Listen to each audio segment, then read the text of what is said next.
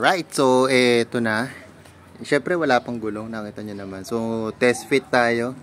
Yes, alam naman natin na meron ng SP800 na para sa mga Honda Click mismo. Click 125, 150. Meron na, pero still, nung lumabas siya, isang malaking pasasalamat ko na lang din dahil may mga bagay na hindi ko kailangan dun sa mga bagong RCB na nandito yung kailangan ko, nasa SP811. Soon, siguro, sa susunod na video, kapag naikabit ko na lahat to, sasabihin ko sa inyo lahat ng detalye kung bakit ito, bakit SP811, dahil kahit meron ng SP800 na pang Honda Click 150 or 125. Follow nyo lang, mag-subscribe sa YouTube natin. Then, tinitignan ko rin bago natin lagyan ng gulong na kung okay ba siya sa ating setup. So, yeah, Racing Boy.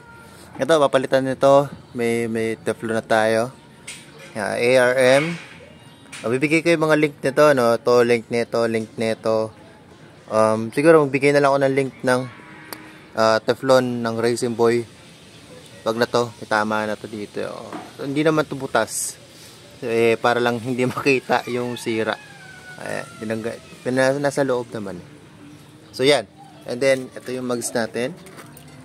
Ayan. So, upon checking, okay naman pagka tinignan yung gap dito, no?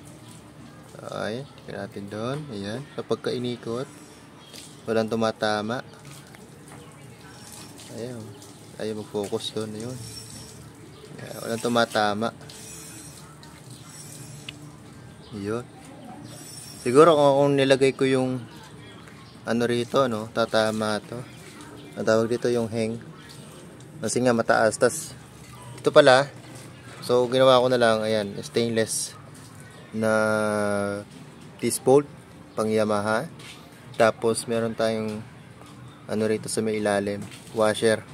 So para pumantay dito.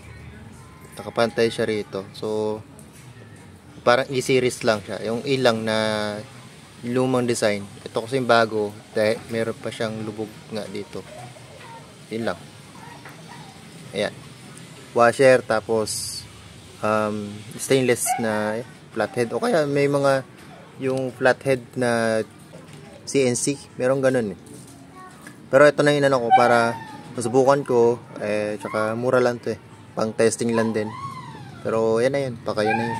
Pero syempre, kung meron mga gusto nung tumulong sa atin na magkaroon tayo ng mga CNC bolt, open tayo, no? So, message nyo lang ako. Tulong-tulong tayo, tulong-tulong lang, ganun lang. Ayan. Then, ayan, naglagay tayo syempre ng dasil dito. And then, sa kabila, ito, wala pa. Pero, tingin ko, kakasya naman yung stock dito. Tingin ko, kakasya to. Feeling ko. Parang maliit lang, eh. Natin yung ito. Or ito. Either of the two. Feeling ko kakasya naman to. Ayan. Yung sa kabila kasi merong medyo malaki to eh. Kaya iba yung dust seal nito. Yung dust seal, lalagay ko rin yung ano na to, yung link nito kasi kailangan dust seal pa rin para safe, hindi madali masira ang bearing ng ating RCB SP811. Yeah, old. Ayan. Ayan siya. Goods naman to, goods to. So, pwede nang lagyan ng gulong. Ayan. Tumutunog lang dahil kasi syempre pagka bago yung disc, so tunog talaga yan. All goods.